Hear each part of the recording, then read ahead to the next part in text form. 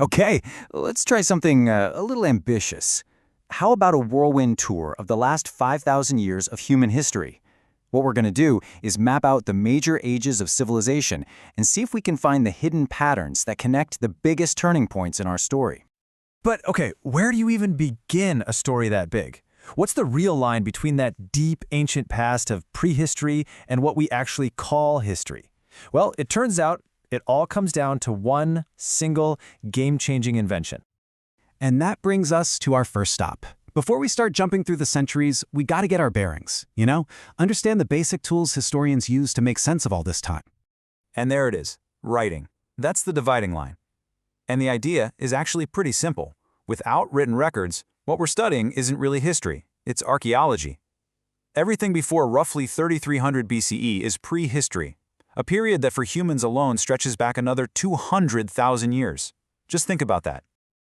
Now, a quick little side note on how we count the years. You've probably seen two different systems floating around. The traditional BC/AD is framed around a religious event. The other one, BCE and CE, is a more neutral way of marking the exact same timeline. It's the standard in academics now, so that's what we'll be using. All right, we've got our tools, we know the rules. Let's dive into our first major era, the ancient world. This is where it all kicks off.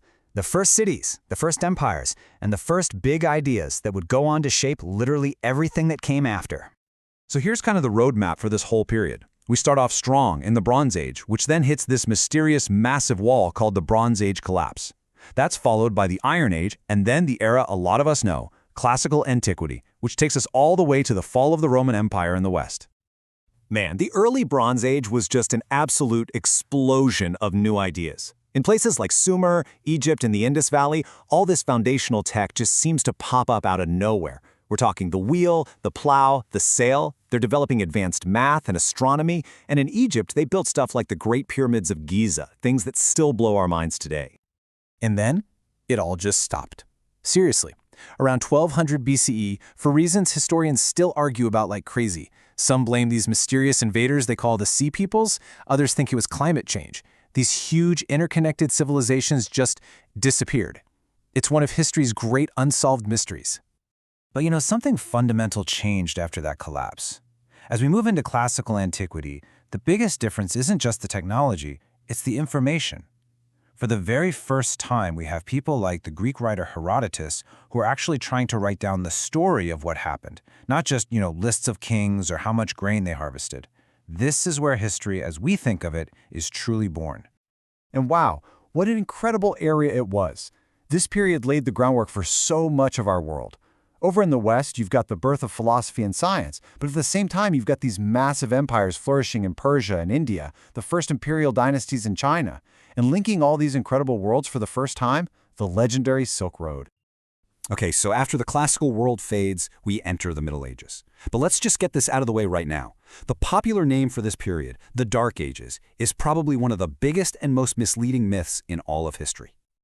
Here's the crucial point. That whole idea of a dark age is incredibly Eurocentric. I mean, sure, Western Europe was definitely struggling after Rome fell, no doubt about it. But other parts of the world, places like the Middle East and China, are entering brilliant new golden ages of their own.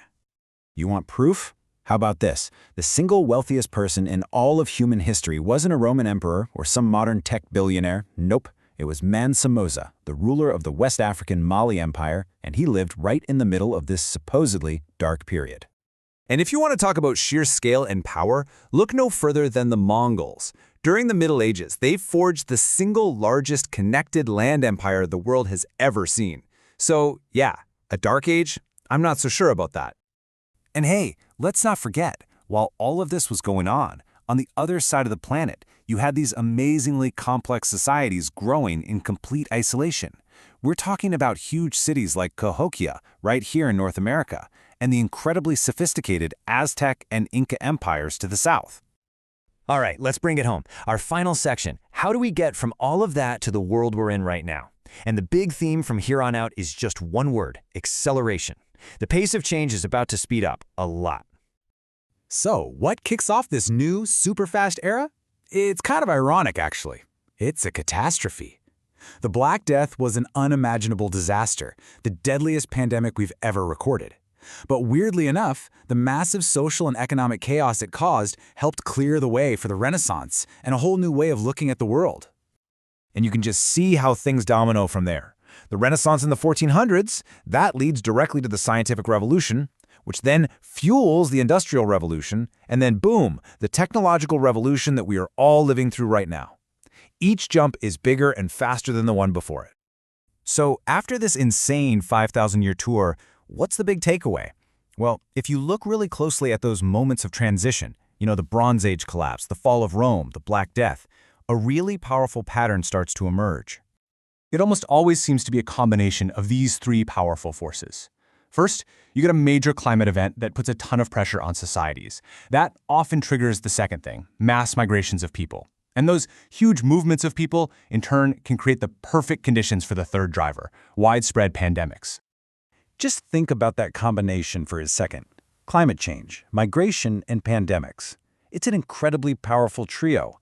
Time and time again, we see these forces working together to completely reshape the world, acting like this giant engine of historical change that ends one era and kicks off the next. Which, of course, brings us to a final, pretty provocative question. Given that our world today is wrestling with all three of those drivers right now, could it be that we're standing on the brink of another great turning point, a whole new period in human history? I guess only time will tell.